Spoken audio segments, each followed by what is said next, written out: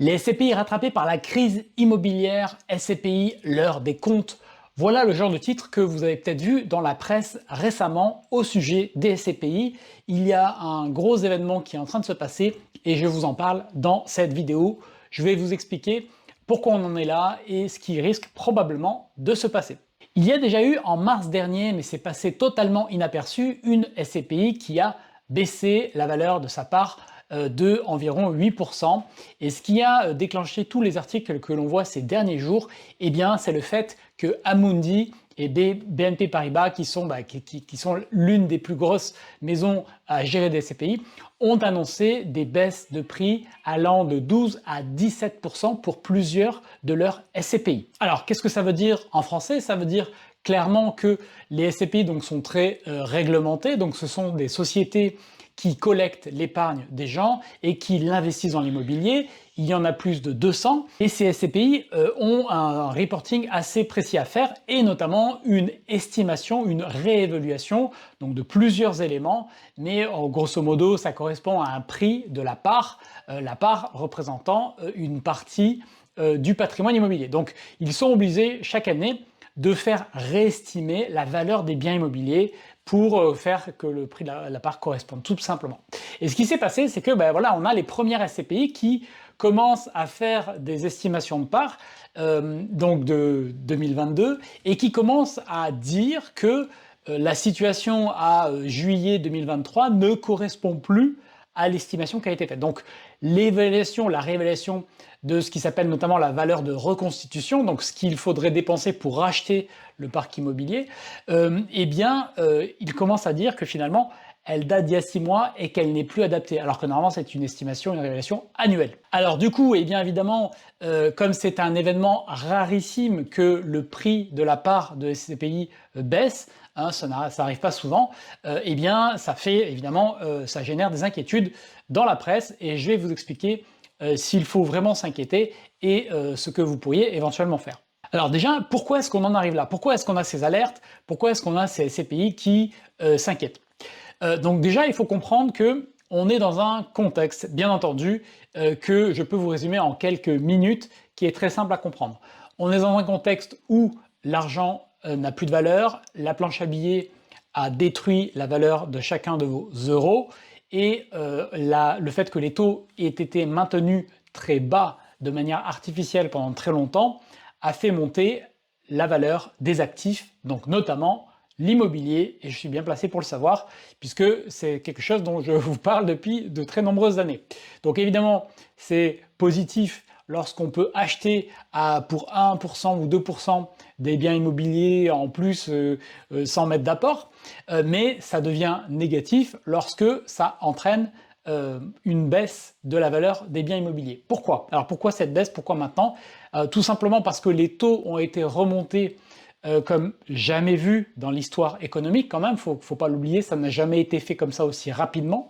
Le fait que les banques centrales remontent les taux, là on est aux alentours de 4 à 5%, très vite, donc en moins d'un an, ça sème la panique sur certains actifs immobiliers, et notamment il y a un des actifs qui souffre le plus en ce moment, ce sont les bureaux, avec des questions autour de la baisse de la valeur des bureaux, parce que moins de demandes, parce que certains bureaux sont aussi inadaptés, plus recherchés, et donc vous avez d'un côté cette hausse des taux, et de l'autre ce qui se passe sur cet actif-là en particulier.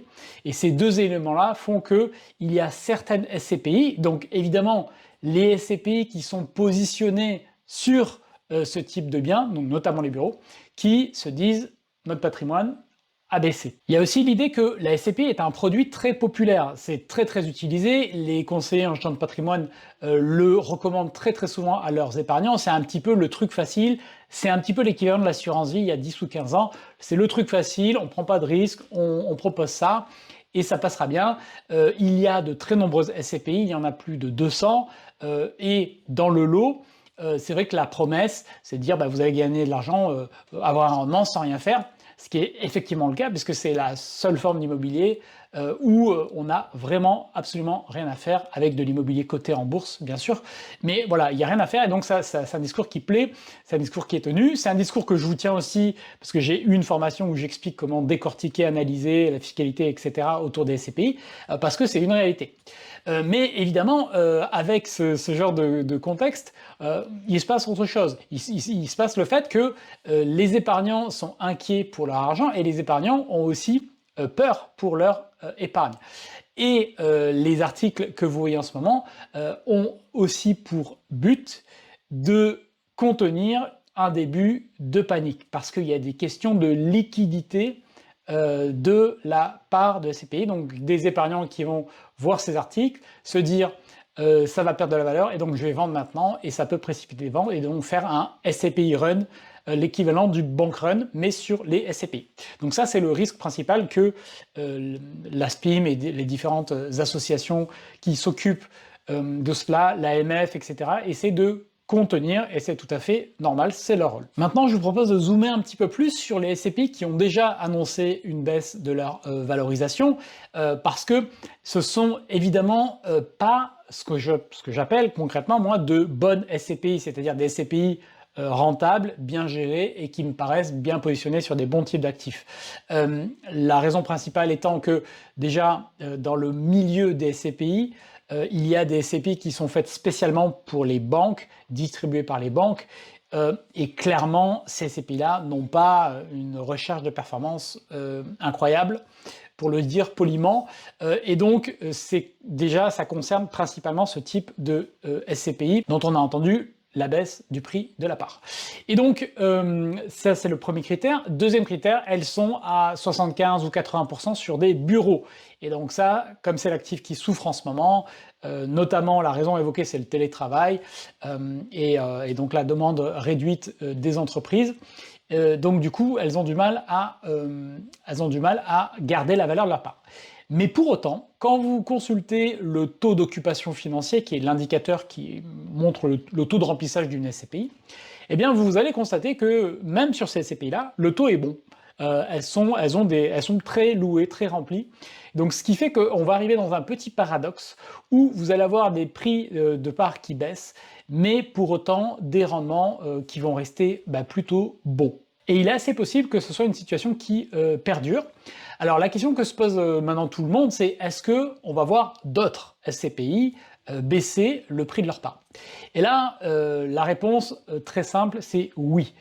Pourquoi? Déjà, la première raison, c'est que l'impact de la hausse des taux met du temps à se matérialiser sur tous les actifs. Donc ça a commencé il y a un peu plus d'un an, il faut entre 12 et 24 mois pour que la hausse ait vraiment eu son effet sur tous les actifs, et donc pendant l'année à venir, il va y avoir des baisses d'actifs. Déjà, la hausse telle qu'elle a été constatée, on estime qu'elle a eu pour effet une baisse d'à peu près 25% du pouvoir d'achat d'un ménage classique qui veut acheter son bien immobilier. Donc 25%, c'est le chiffre générique. Alors vous savez, dans l'immobilier, il y a plein de marchés, donc on ne peut pas dire que le marché va baisser de 25%, c'est impossible. C'est une simplification qui est très abusive, mais ça donne une idée de se dire, effectivement, il va y avoir des biens qui vont baisser de 25% ou plus, parce que, je ne sais pas pour vous, mais moi ça m'est arrivé de négocier à l'achat des biens avec plus de 25% de négo, ça arrive, c'est arrivé avant, donc ça n'étonnerait pas que ça arrive maintenant aussi. On va avoir, pour parler des SCPI uniquement, effectivement, des baisses sur d'autres types de SCPI, d'autres SCPI qui vont, elles aussi, annoncer des baisses qui vont être sur probablement cette fourchette-là, entre 5 et 20%. Ça ne serait pas du tout étonnant que d'autres annoncent, évidemment, des baisses comme celle-ci. Alors, est-ce qu'il faut s'inquiéter de ça? Est-ce que ça va être une crise immobilière? Est-ce que ça va être quelque chose de grave? Ça, c'est clairement assez difficile de savoir, parce que toute l'économie est très intriquée, et donc des conséquences à un moment donné peuvent avoir des répercussions que l'on a du mal, que personne ne sait anticiper en réalité. Il est clair que on rentre sur une phase qui est baissière, clairement, c'est mécanique, hausse des taux, les actifs perdent un peu de valeur. Donc là, c'est les bureaux en premier, mais ça va se répercuter dans une moindre mesure, mais ça va se répercuter sur le résidentiel, la logistique et sur tous les actifs immobiliers. C'est assez logique, mais là, encore une fois, il ne faut pas oublier que si on l'a peut-être oublié ces dernières années avec l'immobilier c'est du long terme. Et en particulier l'investissement dans des SCPI, c'est du long terme. Rien que les frais d'entrée, vous savez qu'il vous faut 7 à 10 ans pour les amortir. Donc de toute façon, on n'investit pas dans une SCPI pour la garder 2 ans, on n'investit pas dans l'immobilier pour le garder 1 an.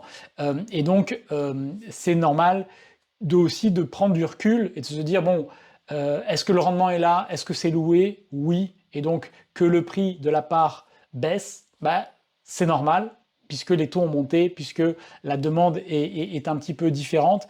Et donc, bah, c'est surtout, pour moi, une opportunité d'acheter. D'acheter tout simplement avec, toujours pareil, une vision long terme, de se dire, j'acquiers des parts de biens immobiliers. Et pour cela, le message important que je veux vous passer dans cette vidéo, c'est qu'il faut absolument bien choisir vos SCPI.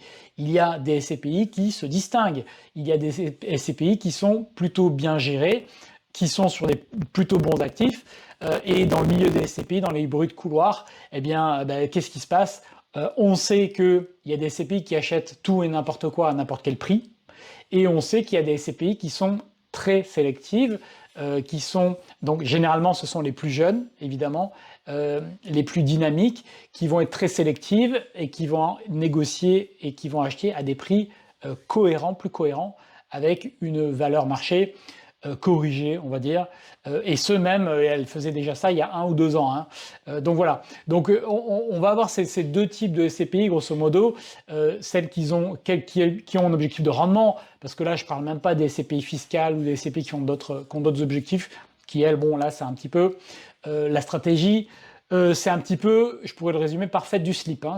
Voilà, ils achètent, et ça, bon là, il risque d'y avoir là aussi de la correction. Donc si vous voulez, évidemment que on rentre dans une nouvelle phase, évidemment que l'immobilier va se tasser, mais tout ne va pas dans le même panier. On ne jette pas le bébé avec l'eau du bain, parce que il y a dans les SCPI, en réalité, pour moi, sur les 200, il y en a une dizaine qui se démarquent et qui ont une vision que je trouve bien et qui sont qualitatives.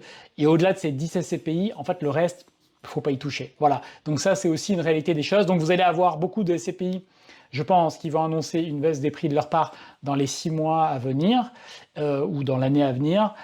Mais si vous avez acheté de bonnes SCPI avec bien géré sur du bon patrimoine, qui a été acheté à un bon prix, eh bien, sur le long terme, il n'y a pas pour moi de quoi s'alarmer. À court terme, il y aura des variations, il va y avoir des vagues, il va y avoir des baisses, c'est normal, comme je vous l'ai expliqué. Et donc, il va être important que vous compreniez bien la phase dans laquelle on rentre, que vous compreniez bien les dynamiques qui se mettent en place pour pouvoir saisir là aussi des opportunités, parce que l'immobilier, c'est un jeu de long terme et il ne faut pas faire les choses à la va-vite, il faut bien réfléchir au marché dans lequel vous mettez les pieds. Et donc ça, il faut le comprendre. Et donc voilà, l'immobilier, c'est un marché de long terme, que ce soit des SCPI ou pas. Prenez le temps de bien choisir vos supports d'investissement dans tous les cas, analysez ça. Alors évidemment, la meilleure manière de bien se positionner pour la suite, de faire de bons choix, selon moi, c'est de vous former. Alors je sais, je suis pas du tout objectif parce que je vends des formations, donc forcément c'est très très mal.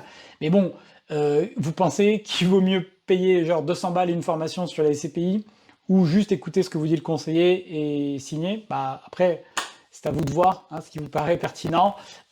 Mais je pense que voilà, dans tous les cas, il faut apprendre, il faut échanger avec des investisseurs, il faut être entouré, puisqu'il va y avoir des opportunités à saisir. Dans tout marché, il y a des opportunités. Et comme je le dis souvent, hein, quand l'immobilier prenait de la valeur, on était content parce que le patrimoine prend de la valeur, les loyers progressent. Si l'immobilier baisse, on va racheter de l'immobilier moins cher. Les loyers, je ne pense pas qu'ils vont baisser, ils vont pas beaucoup baisser ou pas baisser du tout les loyers.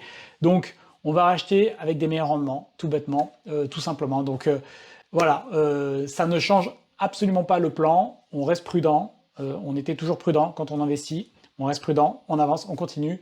Voilà, en tous les cas, portez-vous bien et bons investissements à tous. Salut!